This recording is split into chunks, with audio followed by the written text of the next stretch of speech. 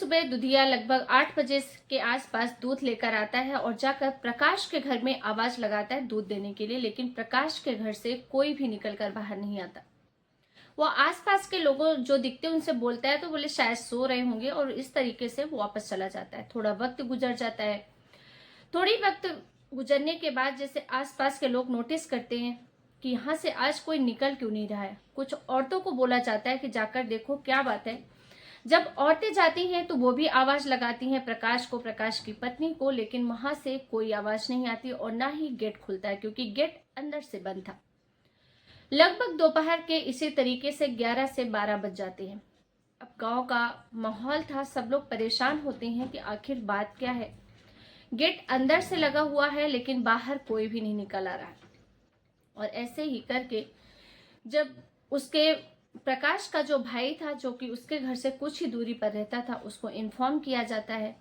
वो आता है, वो भी आवाज लगाता है, तब भी कोई बाहर नहीं निकलता। और इस तरीके से छत के रास्ते से एक सीढ़ी लगाकर एक बच्ची को ऊपर चढ़ाया जाता है और उसको जाकर कहते हैं कि जाकर देख कर आओ बात क्या है और अंदर से जाकर दरवाजा खोलो। और जैसे ही वो अंदर जाती है, उस बच्ची की चीख निकल जाती है, क्योंकि वहां पर खून से लथपथ बॉडियां पड़ी हुई थी। वो घबराहट में ऊपर वापस आती है और सबको जो उसने नजारा अंदर का देखा था वो बताती है। उसके बाद पुलिस को बुलाया जाता है और जब उसका खुलासा होता है वो बहुत ही हैरान कर देने वाला और साथ ही शर्मनाक था। लोग, आसपास के जो लोग थे, एक दूसरे से वो नजरें नहीं मिला पा रहे थे। तो दोस्तों, आखिर क्या है इस सच्ची घटना की पूरी सच्चाई, आइए जानते हैं इस वीडियो में। दोस्तों नमस्कार, मैं ज्योति सिंह, आपके अपने चैनल क्राइम शूट में आप सभी का हार्दिक स्वागत है। दोस्तों, ये जो सच्ची घटना है ये है उत्तर प्रदेश के लखनऊ की, और लखनऊ के अंतर्गत एक ग्रामीण एरिया है, गांव है, जिसका नाम होता है ईशापुर। 15 जनवरी 2025 की ही ये घटना है। जैसा मैंने आपको बताया कि जैसे दूध वाला आता है, गेट नहीं खोला जाता और फिर पुलिस को बुलाया जाता है, और जब पुलिस आती है दरवाजा को तोड़ा जाता है।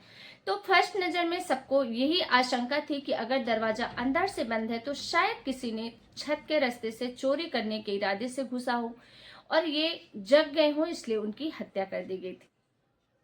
जांच पड़ताल शुरू होती है। सबसे पहले आपको बता दें कि जो लखनऊ के ईशापुर गांव का जो प्रकाश का घर था, प्रकाश दरअसल मुंबई में रहकर वहां पर लॉन्ड्री का काम करता था, और यहाँ पर गांव में उसकी बीवी गीता और उसकी 7 साल की बच्ची अकेले रहती थी। उसके भाई बताते हैं कि मेरा जो भाई है प्रकाश, वो अभी छुट्टियों में आया था और शायद 20 से 25 दिन पहले ही वो वापस मुंबई गया है अपने काम पर। पुलिस बॉडी को उठाती है, पंचनामा करती है और पोस्टमार्टम के लिए भेज देती है। भेजने के बाद सब पूरे घर का माहौल चेक किया जाता है, क्योंकि सबको यही आशंका थी कि शायद चोरी के इरादे से हत्या की गई है। लेकिन जब पुलिस छानबीन करती है तो पता चलता है कि घर में जो चीज जहां जैसी व्यवस्थित रखी थी, हर चीज वैसी ही है, इसलिए चोरी की तो कोई बात ही नहीं बनती। पुलिस दूसरे मोड़ पर आती है और सभी से पूछा जाता है कि क्या प्रकाश की कोई दुश्मनी थी या प्रकाश की वाइफ की किसी के साथ कोई दुश्मनी थी।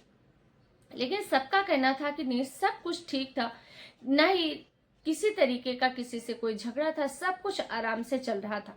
लेकिन पुलिस को समझ में नहीं आ रहा था कि जब सब कुछ आराम से था तो इस माँ बेटी की इतने दर्दनाक तरीके से कौन हत्या कर सकता है। अब पुलिस के पास एक ही तरीका था। सबसे पहले वो जो गीता होती है पत्नी, उसका मोबाइल लेती है, और जब मोबाइल का सीडीआर निकाला जाता है तो उसमें एक बहुत ही चौंकाने वाली बात सामने आती है। दरअसल एक नंबर था जिसमें गीता की पिछले 11 महीनों में 1694 बार कॉल किया गया था, मात्र 11 महीनों में। और वो कॉल्स की जो लिमिट थी, अवधि थी, वो भी 4 घंटे, 5 घंटे, 6 घंटे कंटिन्यू थी। लेकिन एक इसमें हैरानी वाली बात ये थी कि जहां 11 महीने में 1694 बार कॉल किया गया था, वहीं पर पिछले 20 दिनों से एक भी बार कॉल नहीं हुआ था। और सिर्फ उस नंबर से एक आध बार कॉल गीता के नंबर पर आया था, लेकिन तब भी गीता ने उस कॉल को रिसीव नहीं किया था। पुलिस को शक होता है और उस नंबर का डिटेल निकाला जाता है, और जब डिटेल निकलकर सामने आती है तो पता चलता है कि ये जो नंबर है वो विकास कनौजिया के नाम से है। विकास कनौजिया रिश्ते में जो प्रकाश होता है उसका भतीजा लगता है, यानी कि जेठ का जो गीता होती है उसके जेठ का लड़का। अब पुलिस उसको खोजबीन करना शुरू करती है, लेकिन विकास फरार हो चुका था, वो घर पर था नहीं। पुलिस मशक्कत करती है, उसकी लोकेशन मोबाइल के थ्रू ट्रैक करती है, तो बहुत जल्द पुलिस उसको हिरासत में ले लेती है और उसके बाद पुलिस उससे बिठाकर पूछताछ करना शुरू करती है। पुलिस कहती है कि तुमने अपनी चाची गीता का खून क्यों किया, और वो भी उसकी 7 साल मासूम बच्ची के साथ। उन दोनों का तुमने क्यों कत्ल किया है, और तुम्हारी चाची गीता के साथ क्या रिश्ते हैं। तो विकास बहुत ही जल्द टूट जाता है। टूटना क्या था, क्योंकि उसे पता चल चुका था कि पुलिस को सब कुछ सच्चाई पता चल चुकी है, बचने का कोई ऑप्शन नहीं है। वो कहता है दरअसल जो मेरी चाची गीता थी, जिसकी उम्र लगभग 28 साल के आसपास थी, उसकी 7 साल की बच्ची थी। मेरे चाचा अक्सर शहर गांव से दूर रहते थे, मुंबई में वो काम करते थे। मेरी चाची और मेरी चाची की लड़की दोनों घर पर अकेले रहते थे और मेरा रोज का आना जाना था। दरअसल जो मेरी चाची थी वो मेरी प्रेमिका थी और मैं उससे दिल जान से ज्यादा प्यार करता था। और हमारी जो लव स्टोरी शुरू हुई थी वो लॉकडाउन से शुरू हुई थी, क्योंकि मेरे चाचा लॉकडाउन के समय वहीं मुंबई में फंस चुके थे, वो आ नहीं पा रहे थे काफी समय तक। और मैं, क्योंकि सबके यहाँ लॉकडाउन था, कोई किसी के घर जाता नहीं था ज्यादा, इसलिए मैं मेरी चाची के घर आता था। और इसी चाची के घर आने के सिलसिले में कब हम दोनों एक दूसरे के करीब आ गए हमें खुद ही पता नहीं चला। धीरे धीरे हम दोनों में बातचीत शुरू होने लगी और देखते ही देखते हम दोनों के बीच अवैध रिश्ते भी बनना शुरू हो गए। मैं अपनी चाची को बहुत प्यार करता था, हम सब खुश थे। चाचा को मेरे किसी बात का कोई अंदेशा नहीं था, न गांव वालों को कोई शक था, क्योंकि मैं रिश्ते में उनका जेठ का लड़का था, भतीजा था, और मैं जब चाहे अपनी चाची के घर आता जाता रहता था। सब कुछ सही चल रहा था, लेकिन लगभग इस बार जब मेरे चाचा आए थे, चाची और चाचा में क्या बात हुई वो तो मुझे नहीं पता, लेकिन जब से मेरे चाचा गए हैं, मेरी जो एक चाची थी, जो मेरी प्रेमिका थी गीता, मुझे अवॉइड करना शुरू कर देती है। वो ना मुझसे बात करती है, न मेरा फोन उठाती है। मैं एक दिन उसके घर आता हूँ तो मुझे कहती है कि देखो, जो हुआ हमारे बीच वो तुम भूल जाओ, अब मुझे और गलत काम नहीं करना है। मुझे बहुत पछतावा है कि मैंने रिश्तों का मर्यादाएं तोड़कर गलत काम किया, लेकिन अब मैं सिर्फ अपनी बच्चे के बारे में सोचना चाहती हूँ और अपने पति के साथ अपनी जिंदगी गुजारना चाहती हूँ। तुम मुझे भूल जाओ और अपनी जिंदगी में आगे बढ़ो। जब वो ये बात कहती है तो मुझे बहुत गुस्सा आता है। मैं उसे समझाने की पूरी कोशिश करता हूँ, क्योंकि मैं अपनी चाची से बहुत प्यार करता था। मैं उसको महंगे महंगे गिफ्ट लाकर देता था, जो वो बोलती थी वो मैं उसको लाकर देता था। यहाँ तक कि मैं एक बार आउट ऑफ इंडिया कमाने भी चला गया था, लेकिन मेरी चाची ने बोला वापस आ जाओ, मुझे तुम्हारी याद आ रही है, इसलिए मैं वापस भी आ गया।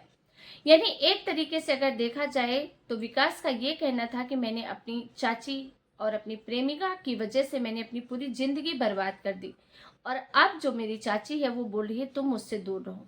और ये इस बात पर मुझे बहुत गुस्सा आता है, लेकिन फिर भी मैं उस गुस्से का घूंट पीकर वहां से चला जाता हूँ और मन ही मन सोचता हूँ कि मैं आज नहीं तो कल मैं इनको मना लूंगा। वक्त बीतता जाता है, मैं रोज अपनी चाची को कॉल करता हूँ, लेकिन वो मेरा कॉल ही पिक नहीं कर रही थी। और तभी जैसे जैसे दिन बीत रहे थे वैसे वैसे मेरा गुस्सा भी सातवें आसमान पर जा रहा था कि ऐसा कैसे हो सकता है, और मैं ऐसा होने नहीं दूंगा। और जब 15 जनवरी 2025 को, मेरा उस वक्त कोई इरादा नहीं था कि मुझे मेरी चाची की हत्या करनी, प्रेमिका की हत्या करनी है। मैं सिर्फ उनसे मिलने आया था, उन्हें समझाने आया था कि हमारा रिश्ता जैसा चल रहा है वैसा चलने देते हैं। जब मैं छत के रास्ते से घर के अंदर पहुंचता हूँ, अंदर जाकर देखता हूँ कि चाची सोई हुई थी, लेकिन मैं जब अंदर जा रहा था कुछ बर्तन वगैरह गिरने की आवाज आती है और गीता की नींद खुल जाती है। गीता बोलती है कि तुम यहाँ क्यों आए हैं। जो गीता की बेटी थी 7 साल की, वो सो रही थी, और गीता मुझे दूसरे कमरे में ले जाती है और मुझे कहती है कि जब मैंने तुम्हें समझाया था कि तुम मेरे से मिलने की कोशिश मत करना और मुझसे दूर रहना और मुझे फोन भी मत करना, तो तुम यहाँ पर क्यों आए हो, तुम चले जाओ यहाँ से। मैं उसे प्यार से समझाने की कोशिश करता हूँ कि ऐसा ऐसा तुम क्यों कर रही हो मेरे साथ, हमारा इतना अच्छा रिश्ता, हम दोनों एक दूसरे से इतना प्यार करते हैं। लेकिन गीता समझ ही नहीं रही थी। और इसी चक्कर में हम दोनों के बीच बहुत ज़्यादा झगड़ा हो जाता है। और उसी गुस्से में वहाँ एक डंडा पड़ा था, मैं वो डंडा उठाता हूँ और गीता के सिर पर जितनी ताकत से मैं मार सकता था मैं मार देता हूँ। गीता की चीख निकल जाती है और उसी चीख की आवाज़ सुनकर उसकी जो बेटी सो रही थी वो रोते रोते आ जाती है। उसके बाद मैं चाकू निकालता हूँ और चाकू से ताबड़तोड़ उस पर हमला करता हूँ, सीने पर, पेट पर, और उसकी हत्या कर देता हूँ। और जितना मैं उसे मार रहा था उसकी बेटी देख देख कर उतनी ज्यादा जोर जोर से चिल्ला रही थी और मुझे लगा कि शायद इसके चीखने की वजह से कहीं आसपास के लोग जग नहीं जाए, इसलिए मैं उस पर भी हमला कर देता हूँ और उसकी भी हत्या कर देता हूँ और हत्या करने के बाद वहां से निकल जाता हूँ। तो दोस्तों, इस वजह से, इस तरीके से एक परिवार के 2 लोगों की हत्या कर दी जाती है, वो भी 7 साल की मासूम बच्ची का, जिसका तो कुछ कसूर ही नहीं था। लेकिन हमेशा की तरह एक ही बात कि अवैध रिश्ते, नाजायज रिश्ते, गलत रिश्ते हमेशा ही नुकसानदायक होते हैं। आज नहीं तो कल आपको नुकसान जरूर पहुंचाएंगे। अपने रिश्तों में ईमानदार रहें, सतर्क रहें, सावधान रहें, अपना और अपनों का ख्याल रखें। फिर मिलेंगे एक नई सच्ची क्राइम घटना के साथ। तब तक के लिए आप सबका बहुत बहुत धन्यवाद। जय हिंद, जय भारत।